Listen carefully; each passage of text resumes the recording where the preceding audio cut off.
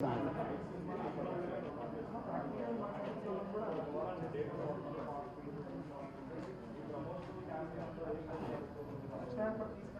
హిస్టరీలోకి వెళ్దామా?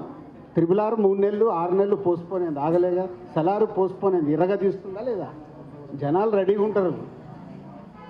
అసలు అది మన అపోహ, ఇలా చేసాము అలా రాదేమో ఇలా రాదేమో. సినిమా మనం ఇచ్చే కాంటెంట్లో విషయం ఉందనుకో, టీజర్లో ట్రైలర్లో వాళ్ళు రెడీగా ఉంటారు.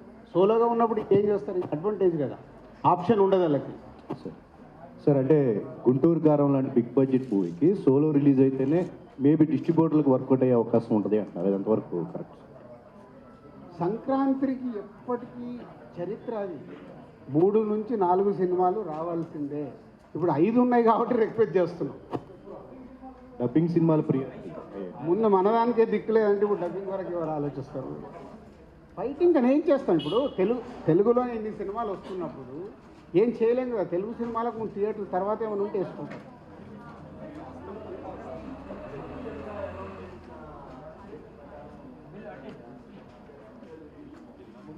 అంటే ఇప్పుడు అట్లా చేయలేము, ఎందుకంటే ఇప్పుడు సైంధవ్ ఉంది, అలా December 21.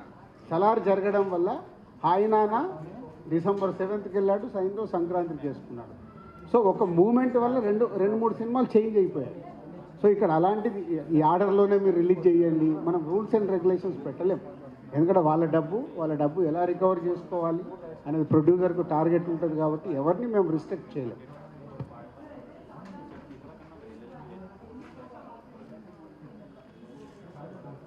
అది రేపు ఫోన్లో చెప్తాను, ఒకసారి క్యాలిక్యులేషన్ కాదమ్మా. నేనేమన్నా కంప్యూటరా లక్ష్మి? నువ్వు అడగగానే చెప్పడానికి. ఇప్పుడు మీ తాకిడిని తట్టుకోవడానికే నేను ఆలోచించాల్సి వస్తుంది, ఏం అడుగుతున్నారు, ఏం చెప్పాలని. సార్ అంటే మొన్న ఒక న్యూస్ వచ్చింది, గేమ్ చేంజర్ సెప్టెంబర్ ఏదో రిలీజ్ చేస్తానని మీరు ఎవరితో చెప్పి మీరే అన్నట్టుగా మళ్ళీ నువ్వు సంక్రాంతికి వెళ్ళి ఎక్కడికో వెళ్ళిపోయావా? మాట్లాడదాం. అంటే వెరీ లక్కీ. ముందు డిసెంబర్ చాలా హెల్దీగా ఉంది, జనవరి కూడా ఇలాగే ఉండాలి. యానిమల్, ఆయనాన్న, సలారు కమర్షియల్గా అన్నీ సూపర్ హిట్స్ వచ్చాయి ఈ మంత్. సో నెక్స్ట్ మంత్ కూడా సంక్రాంతికి వచ్చే సినిమాలు ఎక్స్ట్రాడినరీ హిట్స్ అవుతే మనకు థియేటర్స్కి జనాలు ఎలా అయితే వస్తున్నారో నెక్స్ట్ మంత్కి ఉపయోగపడుతుంది. విష్ సంక్రాంతికి వచ్చే సినిమాలు మ్యాక్సిమం హిట్ కావాలి, అది కోరుకోవాలి. థ్యాంక్